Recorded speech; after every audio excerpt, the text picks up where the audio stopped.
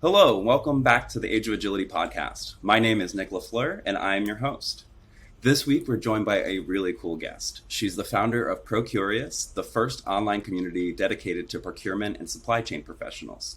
She has over 30 years' experience working with and building sustainable procurement practices, and she's a real influencer in the supply chain space, dedicated to elevating the profile of supply chain professionals everywhere. Please welcome to the show, Tania Seary. Thank you, Nick. It's a pleasure to be here.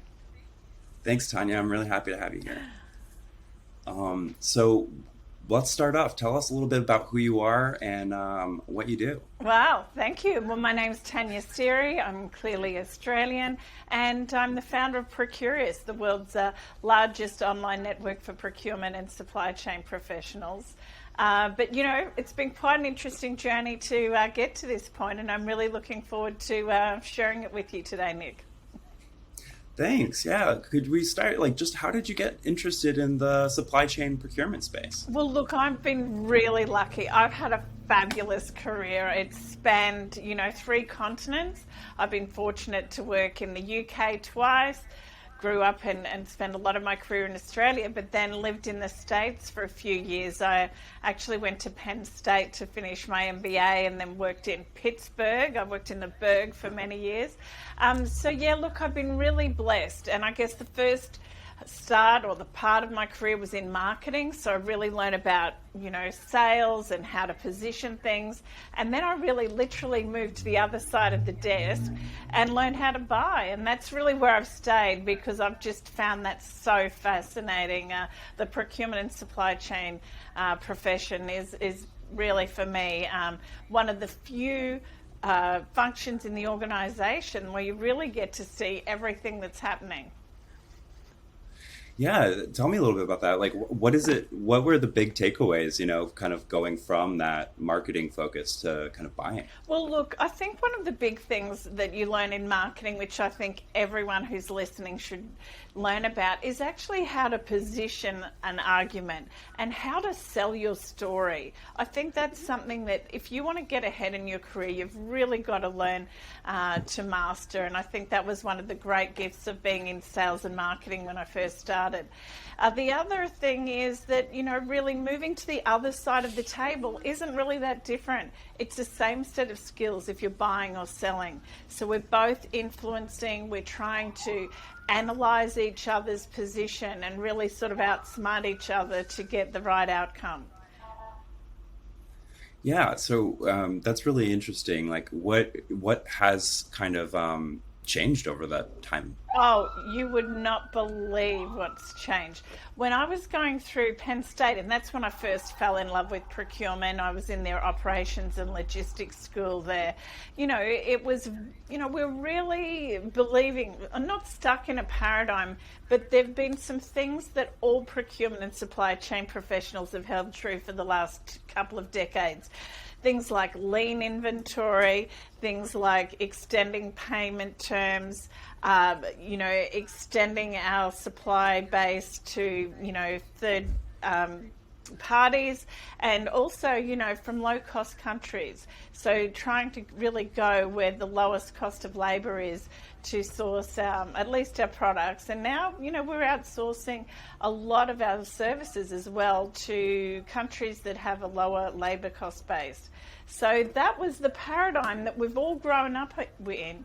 And I think when COVID hit, it really challenged that. And if you look at the situation we're in now, we're really looking at the geographic location of our suppliers. And it's not just because of COVID, it's because of so many crazy disruptions we're experiencing, like the Suez Canal blockage, like the tsunamis, earthquakes, bushfires. We're really looking at the geographic location of our suppliers and the consolidation of those, and really thinking, hang on, we might need to bring these a bit closer to home and fragment the supply a little bit to de-risk the supply chain. So that's one thing that's changed. Payment terms. We were always looking at how we could increase working capital, both through better management of inventory and through payment terms to suppliers. Well, that's all upended, hasn't it? Because now we're thinking, gee, we need more buffer stock. We need, safety stock in case something happens. And also, we're worried about the financial viability of a lot of our suppliers, so that we're actually, decreasing the time to pay our suppliers, so we make sure that they're liquid. So just all these things have really turned the profession and a lot of our ways of thinking on our head, which I think makes it an exciting time to be in the profession. Yeah, how with all of these changing factors, how does someone sort of build kind of a career in this space? Well, there's some really important tips that I'd share with everyone. The thing is, we don't know what's happening next, do we? We just don't know what's going to come at us. So I think we've all got to become comfortable with being uncomfortable. And, as a good friend of mine said, and that we've been talking about for a few years, we've got to start thinking the unthinkable. And this has really played out in the last 2 years. If it can happen, it will happen. And so I think that just means that we have to have really an open learning mindset, not a rigid fixed mindset. And we really have to be, thinking agile and thinking about scenarios rather than, it's a definite solution. So I think the other thing in being comfortable with being uncomfortable is that the C-suite is going to be looking for answers. They don't have the answers. They've got a lot of questions. So they're going to be looking to people like you out there in the community to help them with the answers. They're going to need people who are connected to networks to help bring in information that's going to help them make the decisions. So I think just remember that the C-level doesn't have all the answers, and in fact nobody has the answers at the moment. But what we need is people with inquiring mindsets who have networks who can go and find information that will help make decisions to move forward. So once again, I think that if you can get your head in the right space and be comfortable that you might not have all the answers, and be comfortable that you may not know what's coming next, but we're all in the same boat. And if you're a smart person, once again, got those information sources, you will be able to add value. So you talk about a lot of different things here, like juggling kind of the location of where you're sourcing materials, the payment options for that, the different ways of collecting this information. How does somebody do all that? What role does technology play here? Oh, well, I think the one thing we need from technology is the visibility. We need to be able to see who are our suppliers, where are they operating, and then what are their tier 2, 3, 4, 5 suppliers, because that's where the challenge is coming in not having that visibility and, discovering that, everyone in the world is, sourcing from a basin in Thailand, and when it's flooded, the whole world loses its supply of whatever it is. So having that knowledge and knowing where there are actually, major supply hubs and making sure that you have contingency plans if something happens there is critical. And the same with as we move into this ESG environment. Well, we're right in the middle of it. Environmental, sustainability, or social, I should say, and governance. We need to be able to see whether people are using the right, standards and values throughout our supply chain with regards to labour practices, diversity of supply, a whole range of issues that we need to be monitoring right now. And Nick, I've got a bit of a saying. I say that really the more human we become, the more we care about the people and the planet more, we actually need technology more, because these decisions we're trying to make as procurement professionals are multivariant. There's so many variables in these decisions that you actually need technology. You need something like blockchain to actually track all these issues that we're meant to keep our eye on. Yeah, do you have an example of that? Somebody using, technology? Yeah, well, look, a lot of companies are currently using this technology. One of my favourite is, apparently the herders of goats in Pakistan are actually tracking their goats and the production of cashmere through blockchain. And that's to make sure that, the appropriate employment practices are being used and they're able to track back, the cashmere to the source.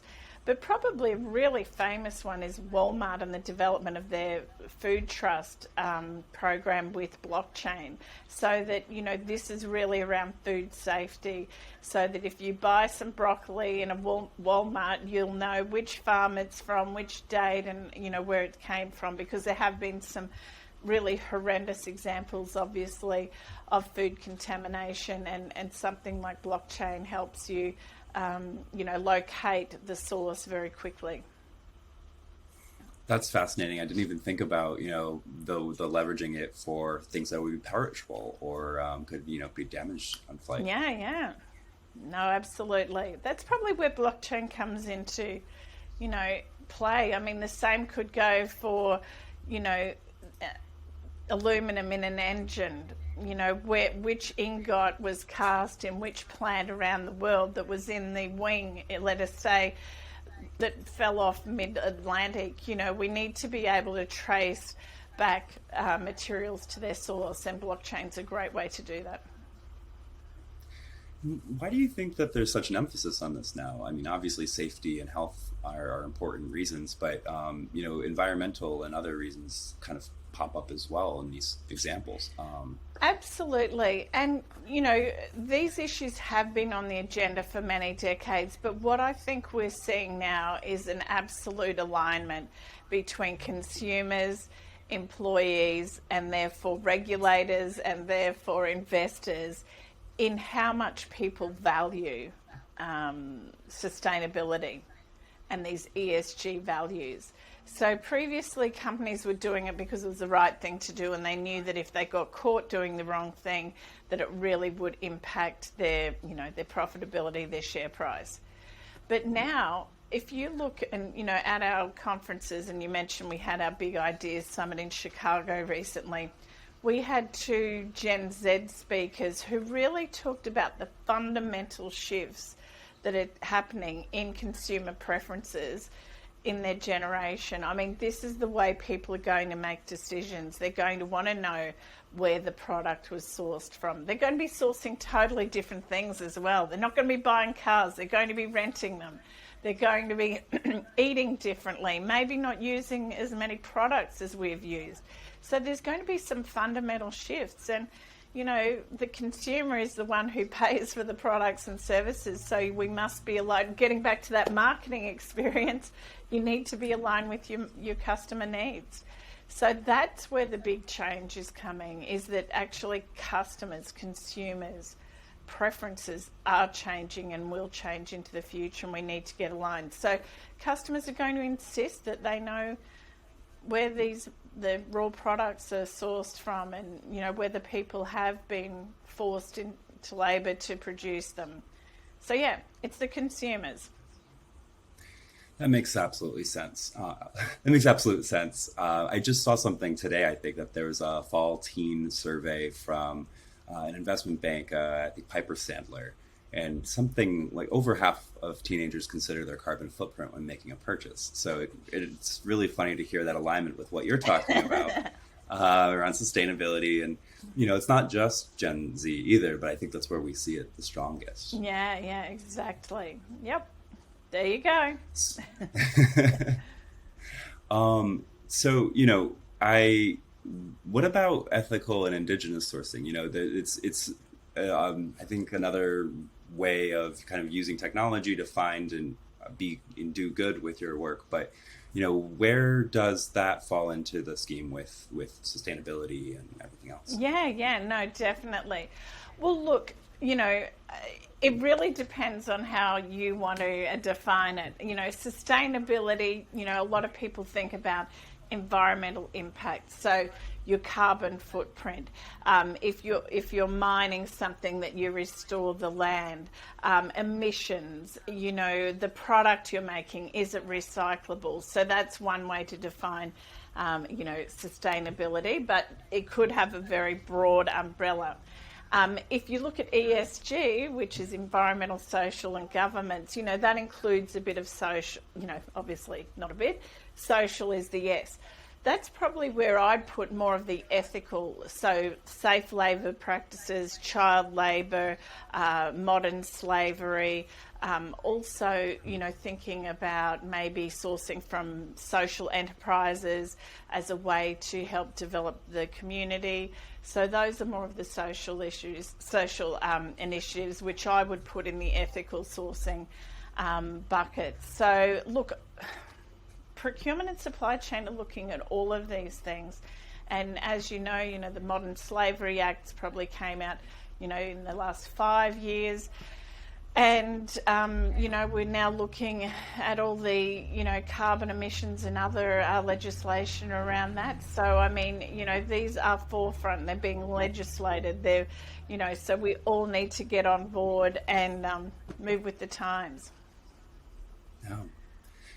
So kind of changing gears a little bit, for the people who are in this field already, like what's something that, they can do today to kind of change how they approach their work? Well, if we're talking about sustainability, we can often become overwhelmed.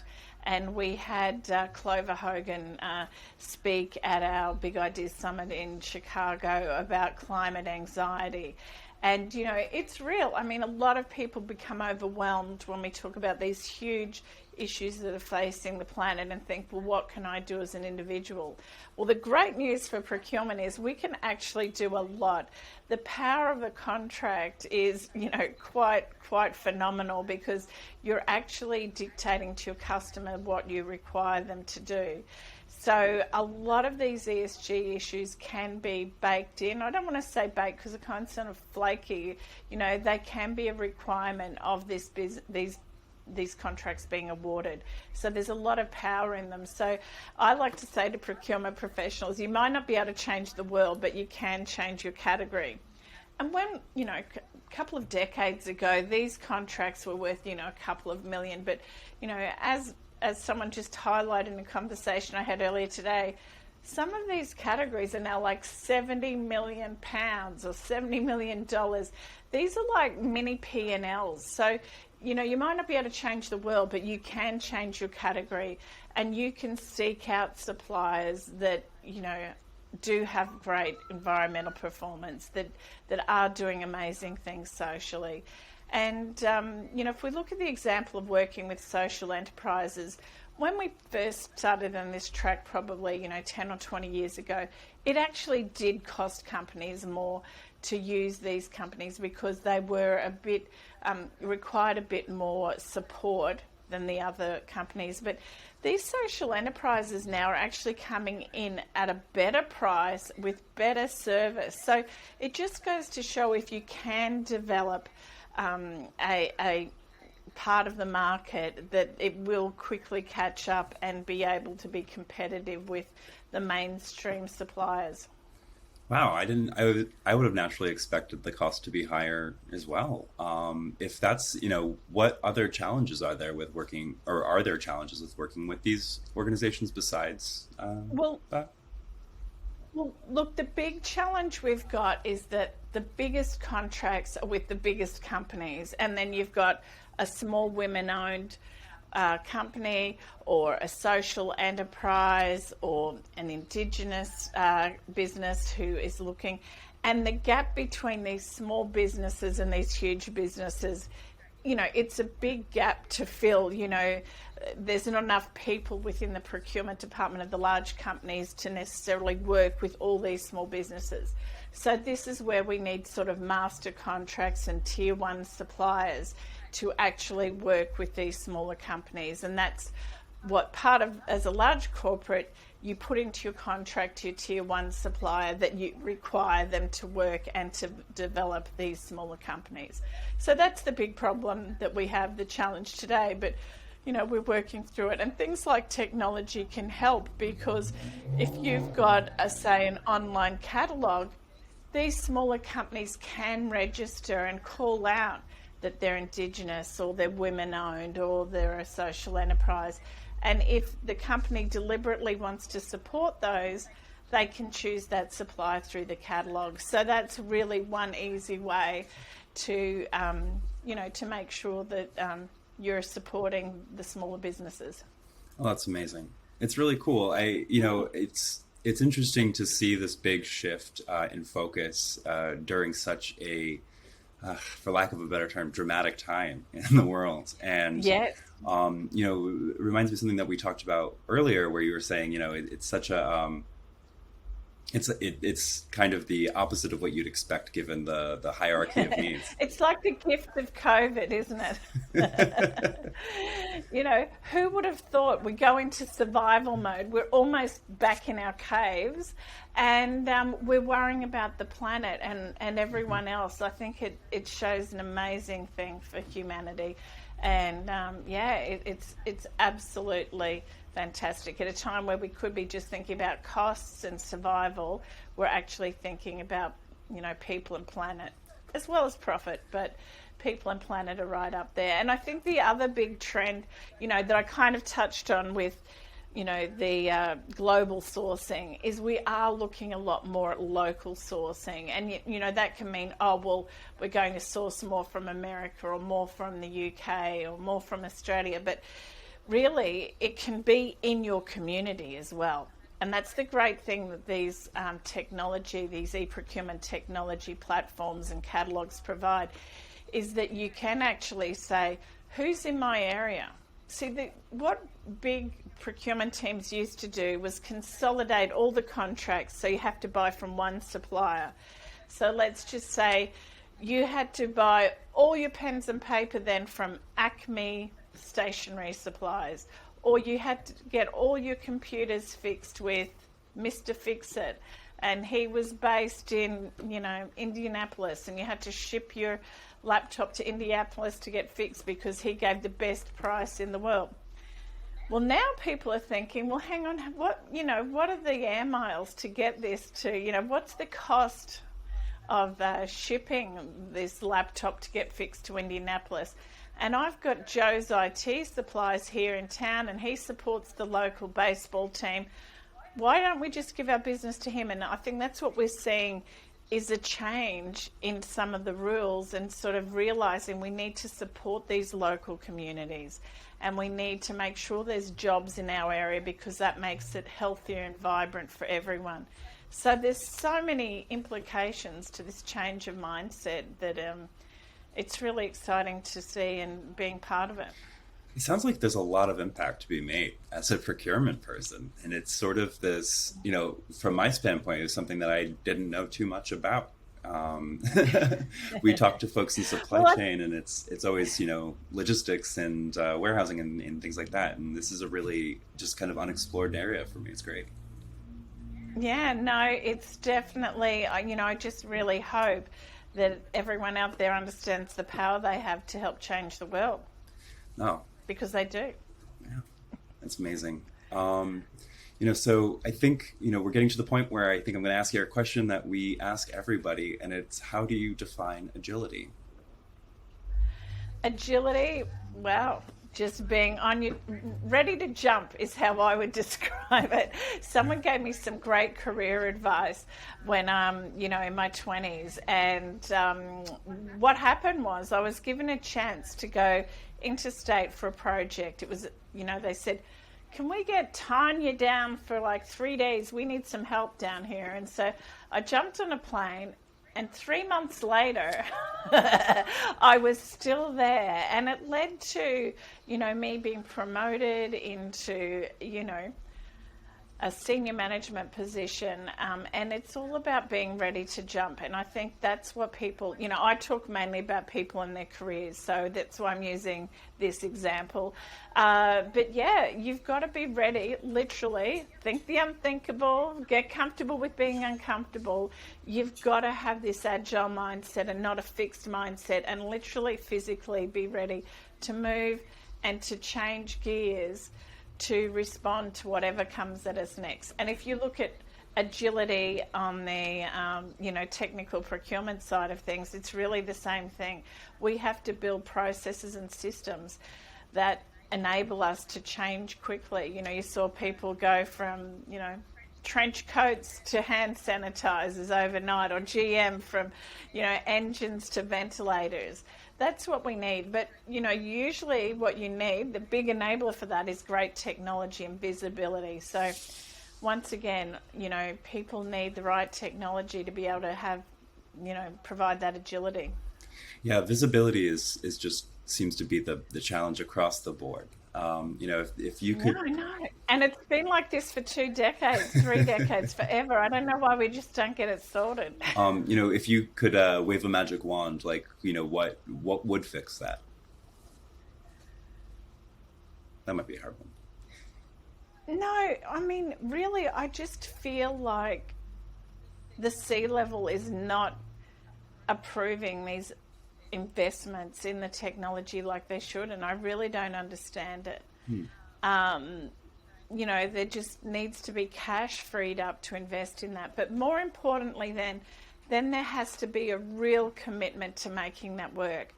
And a couple of years ago, when I was in this Chicago, we had a round table about systems implementation. I heard some horrifying things about, decisions were made and then 2 years later they switched.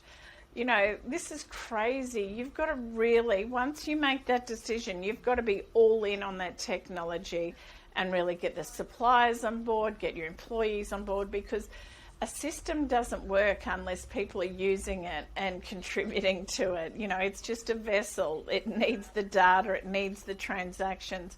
So there needs to be a real commitment and acknowledgement that the systems are the way forward and is going to make the organisation agile. So yeah, hopefully. Through procurement, all is possible. That's what I learned today. Well, I'd like to think so. And I guess lastly, how are you doing personally with, what are you reading today, watching, listening to? Well, personally, it's been a really challenging couple of years because I live in a city that's now claimed to be the most locked down city in the world. So, we've now beat the Buenos Aires record, and, we've got a very, protected government that's concerned about the health of the people, but what's not being recognised is sort of the mental impact on people, the economic impact. And I think what I find most difficult, we've had a great time. I've got an amazing team and we've just powered through all of this. But I think I find it hard when I'm working with people around the world and, just like this, they don't really understand how difficult it's been for us. And, locked up in your house for 240 days over a 2-year period, it's quite tough. And I've just found some of my interactions with our community or, our partners quite shocking and real no empathy for what it's been like. But then, we don't talk about it either. But it's been a very tough couple of years and we've learned a lot, and I'm just glad I've got an amazing team and an amazing family. Well, that sounds like a silver lining at least. 280 days, that's exactly. Got to be challenging. It's insane. But anyway, the end is near, Nick. I hope so. I don't want to jinx it. But, I really appreciate you joining the show. Thanks for being here and sharing your wisdom about procurement. To all of you out there, thanks for joining us on the Age of Agility. You can find us on quickbase.com/podcast or wherever you listen to podcasts. And don't forget to subscribe, rate, and review. Every follow, every subscription means a lot to us. And thank you very much. Bye.